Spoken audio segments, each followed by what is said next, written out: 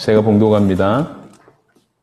왕이 뭇 백성에게 명령하여 이르되 이 언약책에 기록된 대로 너희의 하나님 여호와를 위하여 유월절을 지키라 하며 사사가 이스라엘을 다스리던 시대부터 이스라엘 여러 왕의 시대와 유다 여러 왕의 시대에 이렇게 유월절을 지킨 일이 없었더니 요시야 왕 18째 해에 예루살렘에서 여호와 앞에 이 유월절을 지켰더라. 요시야가 또 유다 땅과 예루살렘에 보이는 신접한 자와 점쟁이와 드라빔과 우상과 모든 가증한 것을 다 제거하였으니 이는 대제사장 hil기야가 여호와의 성전에서 발견한 책에 기록된 율법의 말씀을 이루려 함이라. 요시야와 같이 마음을 다하며 뜻을 다하며 힘을 다하여 모세의 모든 율법을 따라 여호와께로 돌이킨 왕은 요시야 전에도 없었고 후에도 그와 같은 자가 없었더라. 아멘.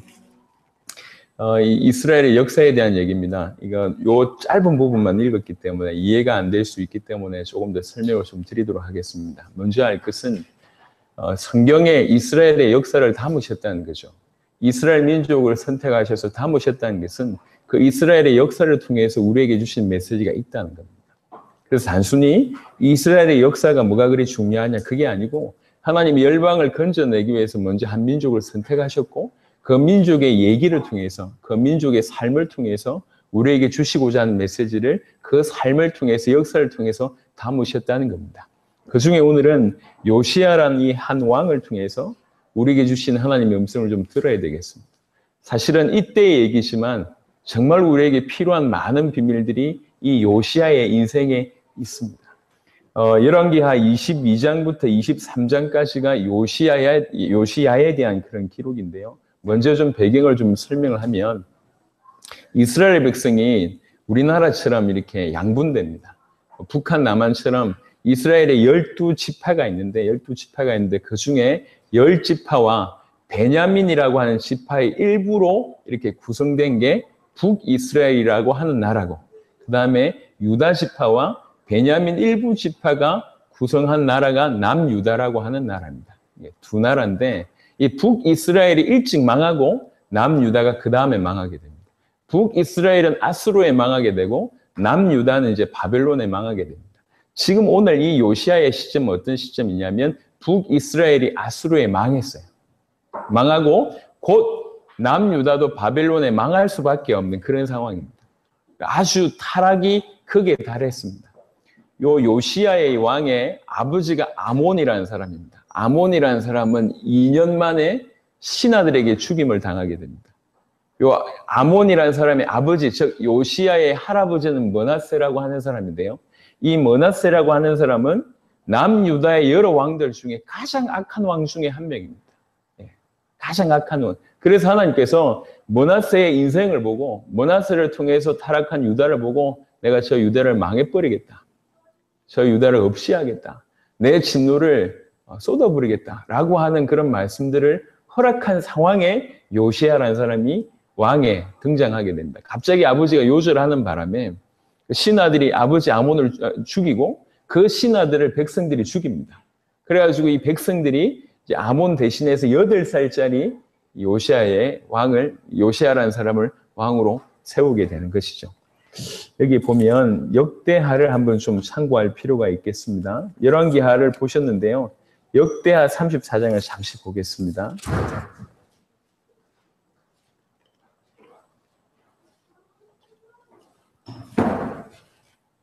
역대하에도 요시야에 대한 기록이 좀 많이 나와 있습니다.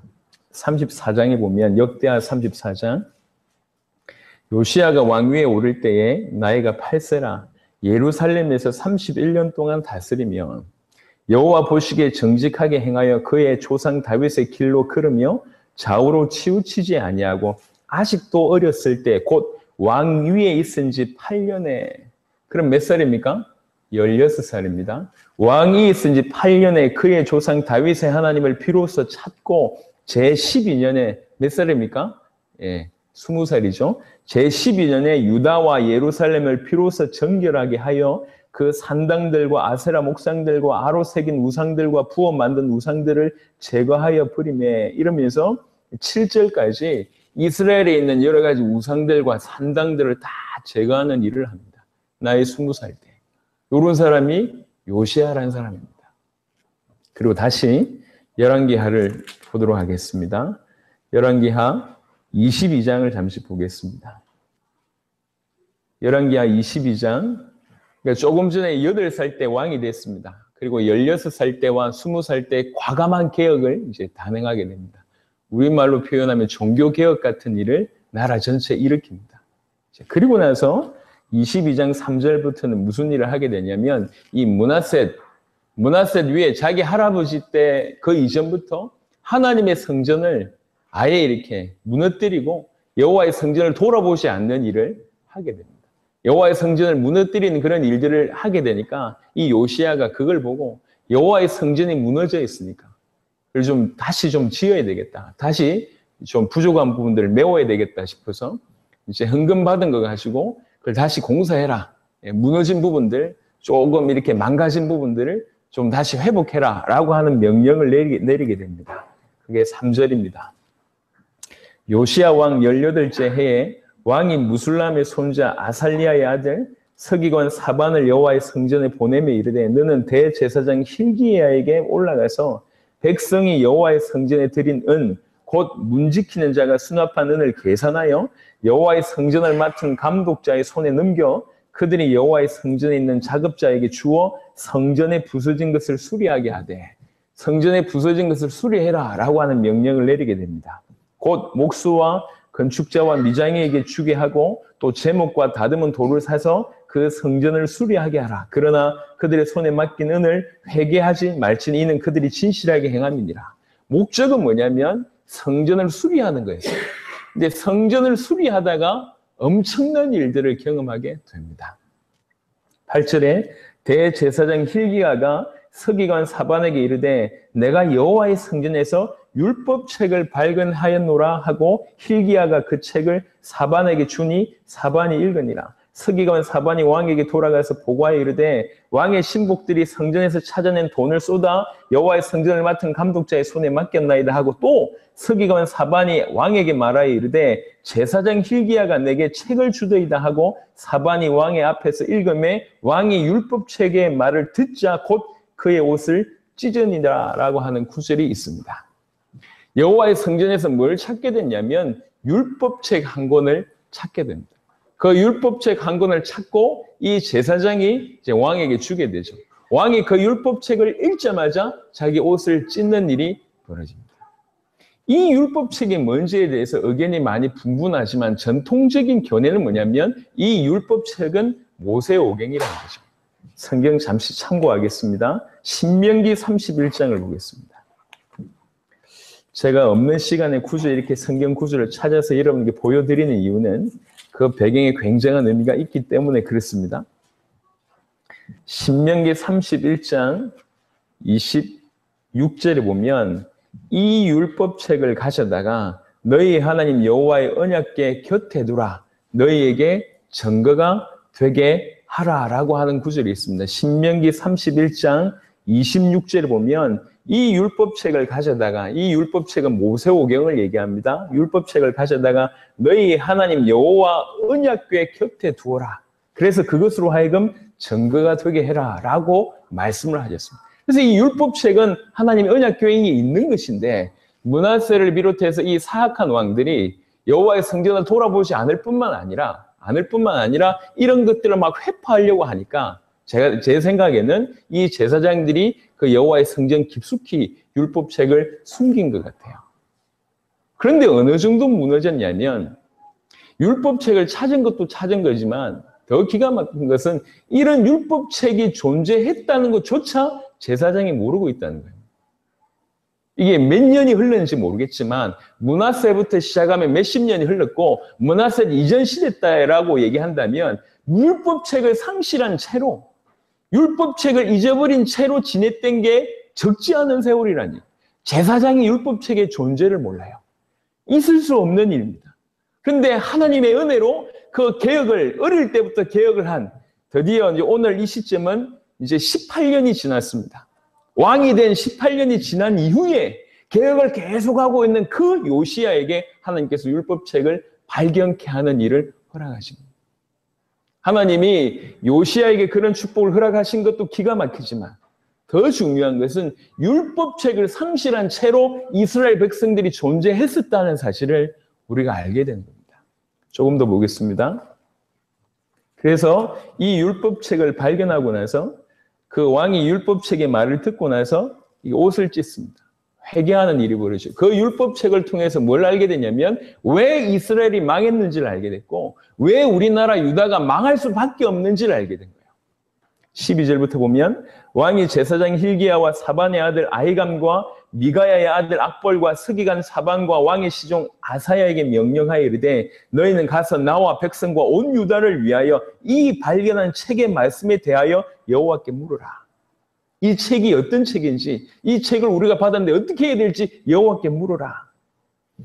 우리 조상들이 이 책의 말씀을 듣지 아니하며 이 책이 우리를 위하여 기록된 모든 것을 행하지 아니하였으므로 여호와께서 우리에게 내리신 진노가 크도다라고 얘기합니다. 그러면서 이 책과 책에 발견한 것에 대해서 여호와께 물으라고 부탁을 합니다. 그래서 이들이 누구한테 가냐면 여선지 훌다라고 하는 사람한테 가게 됩니다. 그게 이제 14절부터의 내용입니다. 그 훌다에게 가서 훌다를 통해서 들은 말씀은 크게 두 가지입니다. 하나님께서 이미 말씀하셨다. 이미 말씀하셨다. 이 나라의 죄악이 너무 크기 때문에 이 나라도 곧 멸망할 수밖에 없다. 그런데 두 번째, 네가 이 책을 보자마자 19절 보니까 내가 이곳과 그 주민에게 대하여 빈터가 되고 저주가 되리라 한 말을 네가 듣고 마음이 부드러워져서 여호와 앞 곧 내 앞에서 겸비하여 옷을 찢고 통곡하였으므로 나도 네 말을 들었노라. 여호와가 말하였느니라. 그러므로 보라, 내가 너로 너의 조상들에게 돌아가서 평안히 묘실로 들어가게 하리니 내가 이곳에 내리는 모든 재앙을 네 눈이 보지 못하리라 하셨느니라 하니. 그 모든 재앙, 유다가 망하는 그 시간표를 하나님께서 이 요시야의 엎드림 때문에 그 하나님의 심판을 뒤로 미루게 되는 일이 벌어집니다. 요시야 한 명을 통해서. 그리고 나서 본격적으로 이 요시야는 이 율법책을 회복하고 나서 23절부터 이스라엘 전체를 향하여 과감한 개혁을 하게 됩니다. 23장에 보면 1절부터 보면 왕이 보내 유다와 예루살렘의 모든 장로를 자기에게로 모으고 유다와 예루살렘의 모든 장로들을 모아라. 다 모여. 이래가지고 다 모으고 나서 이에 왕이 여호와의 성전에 올라가매 유다 모든 사람과 예루살렘 주민과 제사장들과 선지자들과 모든 백성이 노소를 막론하고 다 왕과 함께 앉으라. 왕이 여호와의 성전 안에서 발견한 언약책의 모든 말씀을 읽어 무리의 귀에 들리고 왕이 단 위에 서서 여호와 앞에서 언약을 세우되 마음을 다하고 뜻을 다하여 여호와께 순종하고 그의 계명과 법도와 윤리를 지켜 이 책에 기록된 이 언약의 말씀을 이루게 하리라 하며 백성이 다 그 언약을 따르기로 하니라. 모든 백성에게 이 하나님의 약속을, 이 말씀을 읽어주면서 우리가 정말로 진심으로 마음을 다하여 뜻을 다하여 이 하나님의 말씀을 지켜야 되지 않겠냐, 언약하자라고 얘기하니까 모든 이스라엘 백성들이 아멘 하는 일이 이제 벌어집니다. 그리고 나서 4절부터는 본격적으로 또 그 사이에 일어났던 많은 산당들, 무상들을 철저히 제거하는, 그것도 특별히 자기의 선조 왕들이 세웠던 그런 산당들도 과감하게 무너뜨리는 일들을 진행을 쭉 합니다. 그런데 또 하나 알게 될 것이 오늘 21절의 내용입니다. 왕이 뭇백성에게 명령하여 이르되 이 언약책에 기록된 대로 너희의 하나님 여호와를 위하여 유월절을 지키라 하며, 그러면서 비로소 율법책을 회복하고 하나님의 백성들과 함께 하나님과 더불어 언약을 하고 우상을 제거하고 나서 그 다음 한 게 뭐냐면 유월절을 지키는 일을 하게 됩니다. 그런데 이 유월절에 대한 얘기를 22절에 이렇게 얘기합니다. 사사가 이스라엘을 다스리던 시대부터 이스라엘의 여러 왕의 시대와 유다 여러 왕의 시대에 이렇게 유월절을 지킨 일이 없었더니, 지금 요시야는 남유다의 거의 끝에 있는 왕입니다. 왕정이 들어서기 전에는 사사가 다스렸습니다. 사사 시대부터 지금까지 이렇게 정확하게 유월절을 지킨 적이 없었다는 거예요.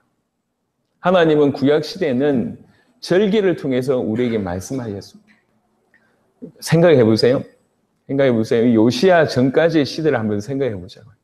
율법책을 잃어버린 민족입니다. 절기를 잃어버렸어요. 그러면서 제사장도 있고 선지자도 있고 왕도 있고 뭔가 하나님을 믿노라고 하고 있습니다.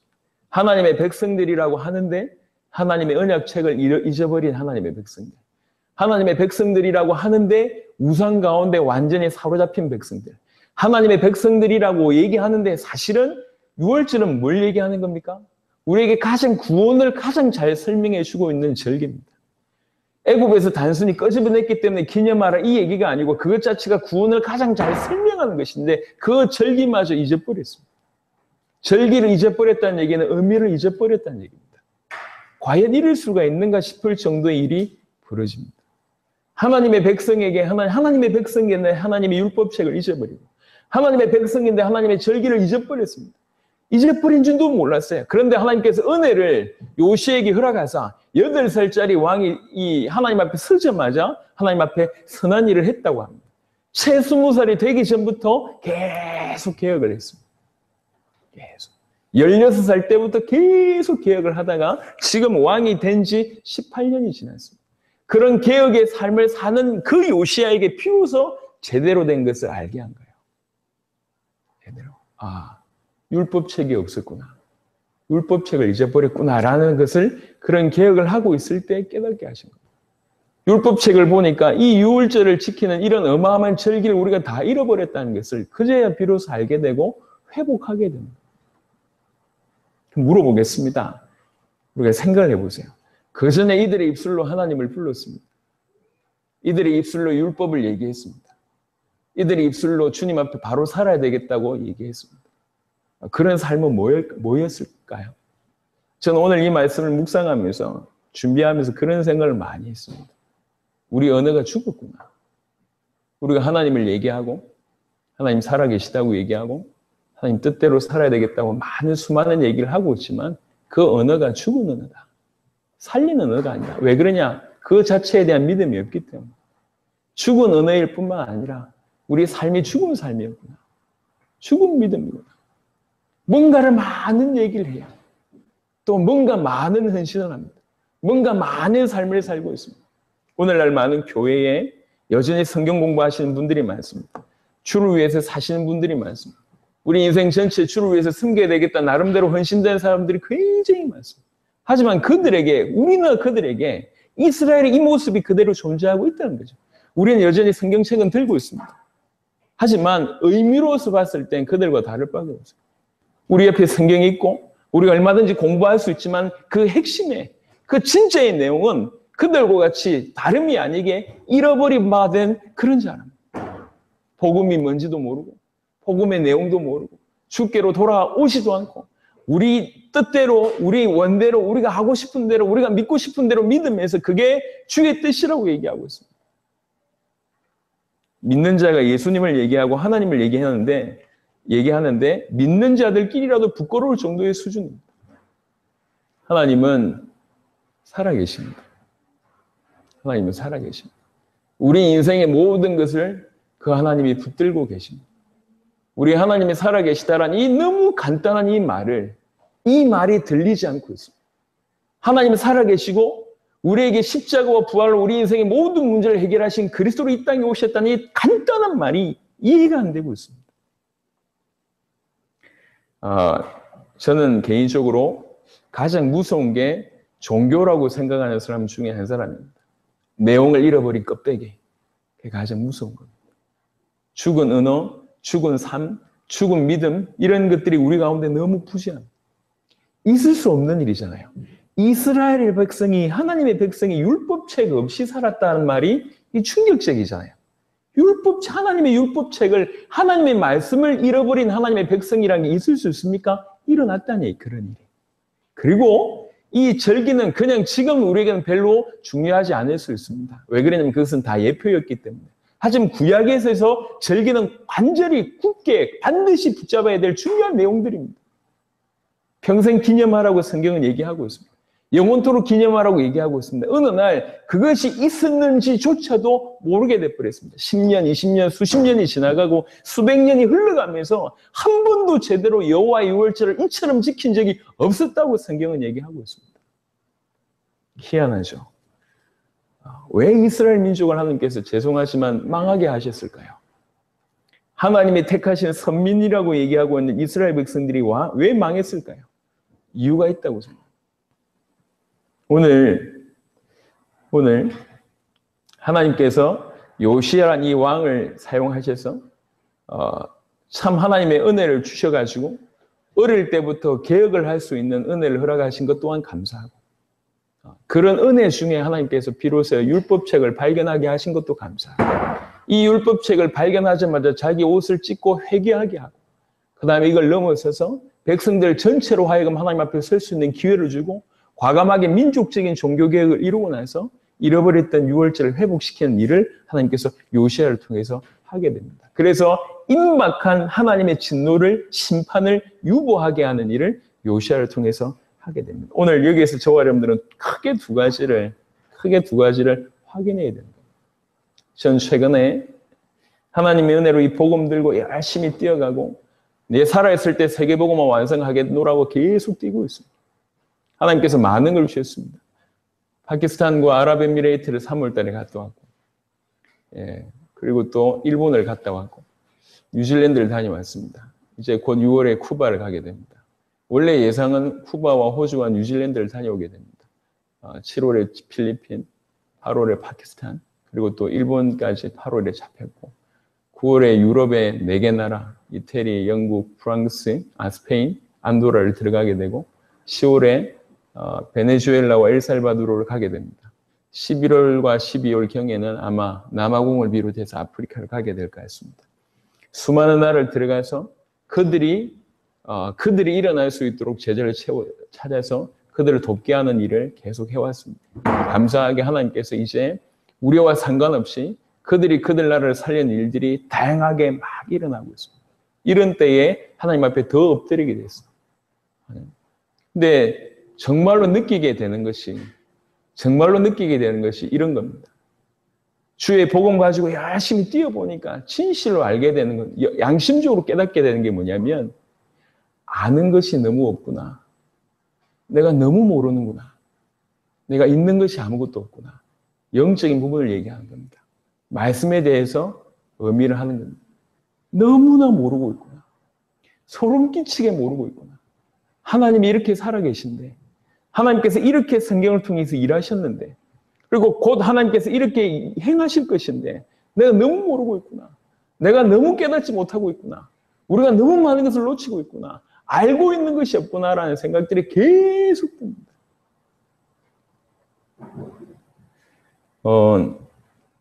저와 여러분들을 통해서 오늘 요시야의 인생을 통해서 주신 음성을 들으시길 바랍니다.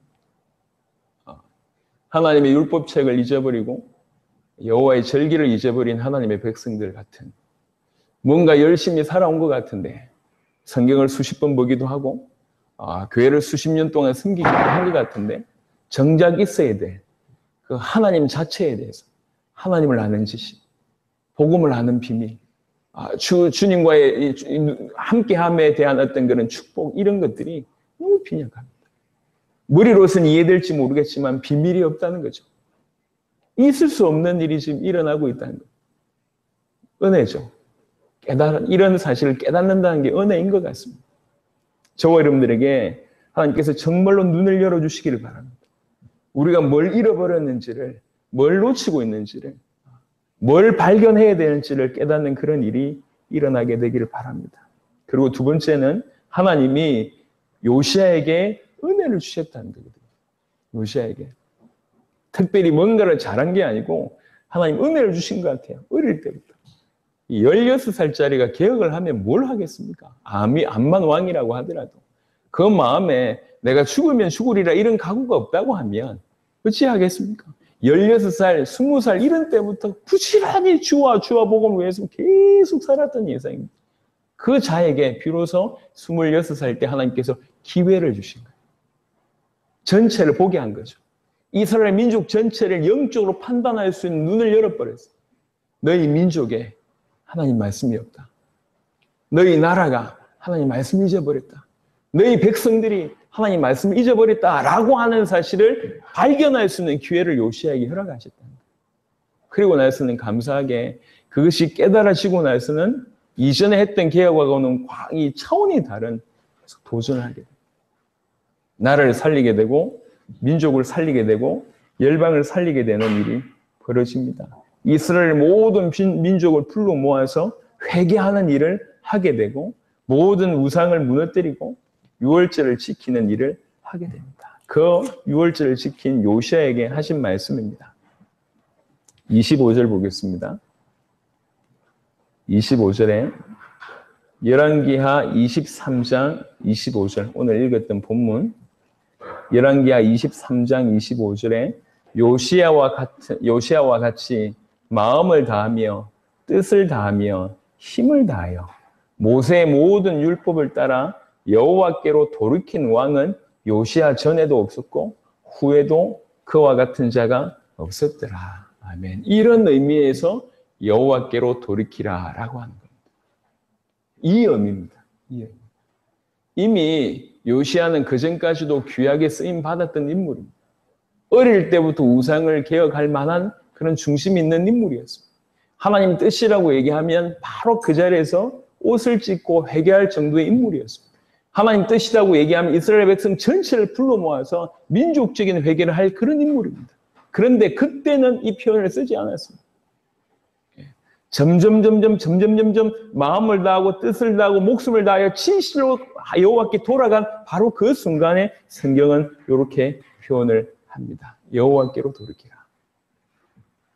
지금 요시야의 왕이 된 지 8년, 요시야가 왕이 된 지 12년에 이스라엘 개혁했던 모습이 우리에게 있을 수도 있습니다.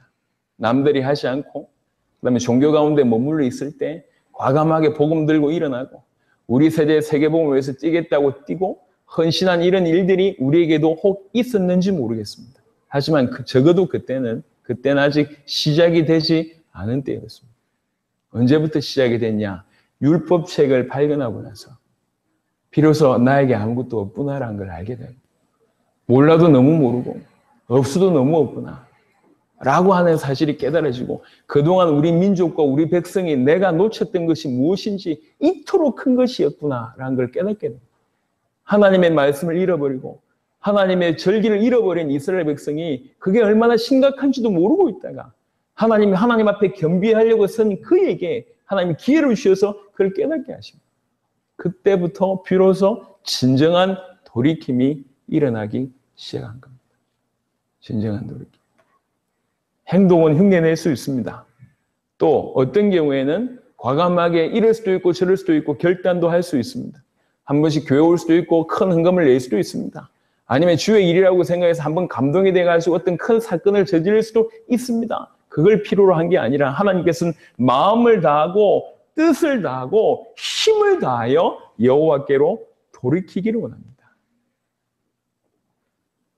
하나님은 살아계시고 역사를 주관하고 계십니다. 우리를 구원의 길을 여셨고 이제 그분은 그 그리스도께서는 다시 이 땅에 머지않아서 다시 오실 것입니다. 틀림없이 성경에 기록된 대로 수많은 환란이 일어날 것이고 그 환란 끝에 주님 다시 오심이 일어날 겁니다. 구원의 길을 십자가와 부활로 여셨습니다. 우리에게 그 기회를 허락하신 겁니다. 많은 종교인들이나 아니면 그냥 교회를 다니는 많은 사람들이 신앙이 보통 사람들이 그러하기 때문에 그것을 기준으로 잡으면 큰일 납니다. 이건 다수결이 아니에요. 다수결. 성경이 기준이어야 합니다. 하나님 누군지 성경이 얘기하고 있고 어떻게 믿어야 될지 성경이 얘기하고 있습니다. 그 성경의 기준대로 우리가 하나님 앞에 서야 됩니다. 우리 인생이 대단한 것 같지만 삶과 죽음 다 주의 손에 붙들린 바 되어 있습니다. 그 우리 손에 우리를 붙들고 있는 그 주님을 발견할 수 있는 것이 은혜입니다.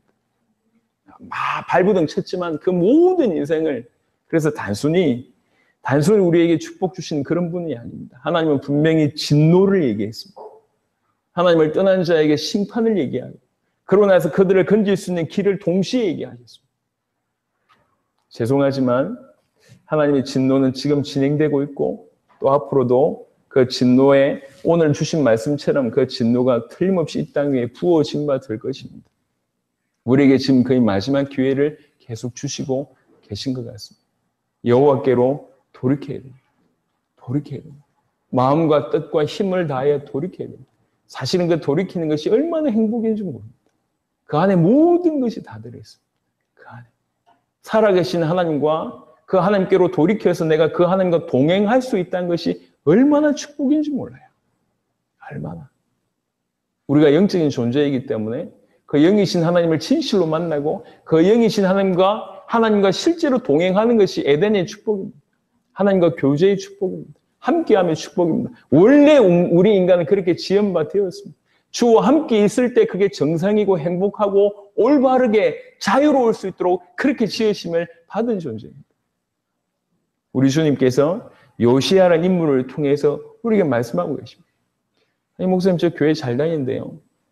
11조 꼬박꼬박하고 주일 성수 잘 지키고 그다음에 뭐 대대로 우리 가족이 뭐 교회를 섬기고 다 좋은 말입니다. 필요한 말입니다. 이스라엘 백성들과 한번 대조해서 보세요. 이 이스라엘 민족을 보시라. 이스라엘 민족이 일평생 하나님을 섬긴 사람들입니다. 하나님을 위해서 살았던 사람들입니다. 그런데 이 이스라엘 백성이 여호와의 율법책을 잊어버리고 여호와의 절기를 잊어버리는, 그러면서도 하나님의 사람이라고 얘기하고 있는 이것과 별반 다를 바가 없습니다. 우리가 행위를 이렇게 하냐 저렇게 하냐 그게 중요하지 않습니다. 하나님 우리의 중심을 보십니다. 진실로 우리에게 요시야라는 인물을 통해서 요시야에게 주신 최고의 축복이 뭐냐면 두 가지입니다. 아까도 얘기했듯이 하나는 정말로 우리의 현실이 우리의 상황이 이토록 비참하구나라는 것을 알게 됐다는 거예요. 하나님의 백성인 우리가 여호와의 율법책을 잃어버릴 만큼, 그 절기를 잃어버릴 만큼 우리가 이렇게 비참하구나, 아무것도 없구나, 아는 것이 없구나, 너무 모르구나, 소름 끼칠 정도로 나에게 있는 것이 없구나라는 것을 깨닫게 된 것이 요시야의 첫 축복이고, 두 번째는 그 하나님께서 주셨던 그 말씀에 끝까지 순종했다는 거예요. 여호와의 율법책을 발견했을 때 우리 백성이 왜 망했는지 깨닫게 되고 어떻게 하면 살 수 있는지를 알게 되고 옷을 찢고 회개하고 민족들을 불러가지고 하나님 앞에 엎드리게 하고 그러고 나서 하나씩 회복합니다. 그걸 보고 하나님께서 얘기합니다. 이전에도 없었고 이후에도 없는 여호와께로 돌이킨 왕이라고 하는 표현을 요시야에게 허락하셨습니다. 요시야 같은 사람이 전에도 없었고 후에도 없었다고 얘기해요. 오늘 그 기회를, 그 특권을 우리에게 주신 거예요. 여호와께로 돌이켜라. 우리는 시작한 겁니다. 주의 은혜로. 마치 요시야의 어린 왕, 어렸을 때부터 은혜 받아가지고 뭔가 주를 위해서 살았던 그 모습이 우리에게 있었던 겁니다. 하지만 그게 전부가 아닙니다. 거기에서부터 하나님께서 기회를 주시는 거예요. 지금이 그 기회입니다. 묻어두었던, 숨겨두었던, 감추어져 있었던 여호와의 율법책이 우리 손에 들려진 바 된 시간표가 지금이라. 지금. 그 여호와의 율법책을 들고 우리를 봐야 돼요. 우리가 얼마나 많은 것을 잃어버렸는지, 얼마나 많은 것을 놓쳤는지, 아무것도 정말 없다는 사실, 너무 모르고 있다는 사실, 우리에게 이 하나님을 아는 지식이 너무 없다는 사실이 깨달아지고, 그 다음에 하나님의 음성을 듣고 순종한 일이 시작되어야 되겠습니다. 그럴 때 하나님께서 저와 여러분들을 통해서 요시야 한 명을 통해서 민족을 살렸던 것처럼 우리를 통해서 그런 일을 행하실 줄 믿습니다. 오늘은 경주에서 예배를 드립니다. 우리나라에서 어떻게 보면 가장 많은 우상의 어떤 배경이 있는, 또 한편으로는 많은 사단의 공격이 있는 이 땅입니다.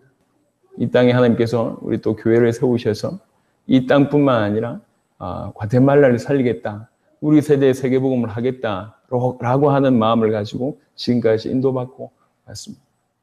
점점 하나님께서 큰 문을 여실 겁니다. 하지만 그 이전에 요시야처럼 우리를 이렇게 만들고 계시다는 거죠. 경주도 마찬가지고 우리 여러 교회도 마찬가지고, 우리는 지금 교회 부흥을 부르짖는 사람들이 아닙니다. 우리 단체를 크게 하려고 하는 사람들이 아니에요. 어떻게 우리 살아있을 때에 당연한 양심으로 주님의 재림을 준비할까? 어떻게 하면 우리 살아있을 때 우리 세계복음화를 우리 살아있을 때 완성할까? 그런데 열심히 뛰는 것만이 아니라는 걸 알게 됐어요. 열심히 뛰어서 큰 일을 이루는 것이 지금 중요한 게 아니라 당연히 그러해야 되겠지만 우리가 복음 속으로 깊이 들어가야지, 그게 전제돼야지 이게 가능하다는 사실을 계속 깨닫게 합니다. 하나님은 저와 여러분들이 그렇게 준비시키고 있습니다. 단단하게 만들고 계십니다. 개인과 교회를 단단하게 만들고 계십니다. 이렇게 준비하셔서 하나님의 때에 누가 오더라도 수많은 사람들이 몰려오더라도 능히 그들과 함께 우리 세대의 세계복음을 감당할 수 있는 정말로 복음 가진 자로 준비케 하실 겁니다. 그 은혜를 지금 이 경주 땅과 우리 모든 교회에 허락하고 계십니다. 말씀을 마무리하도록 하겠습니다. 요시야라는 이 한 왕의 모습을 통해서 저와 여러분들에게 많은 걸 주고 계십니다. 성경에 열왕기하 22장, 23장, 또 역대하 34장, 35장, 이게 거의 내용이 흡사한 내용입니다. 그런데 성경에 2장씩 2군데에 기록되어 있어요. 적지 않은 양을 할애해서 성경에 기록된 인물이 요시야라고 하는 왕입니다. 그리고 그 요시야라고 하는 이 왕에게 하나님께서는 특별한 칭찬을 하셨습니다. 여호와께로 돌이킨 왕이 이전에도 없었고 이후에도 없었다. 이런 자가 없었다라고 얘기합니다. 그 축복을 지금 저와 여러분들에게 주시고 계십니다. 여호와께로 돌이키는 저와 여러분 되시기를 바랍니다.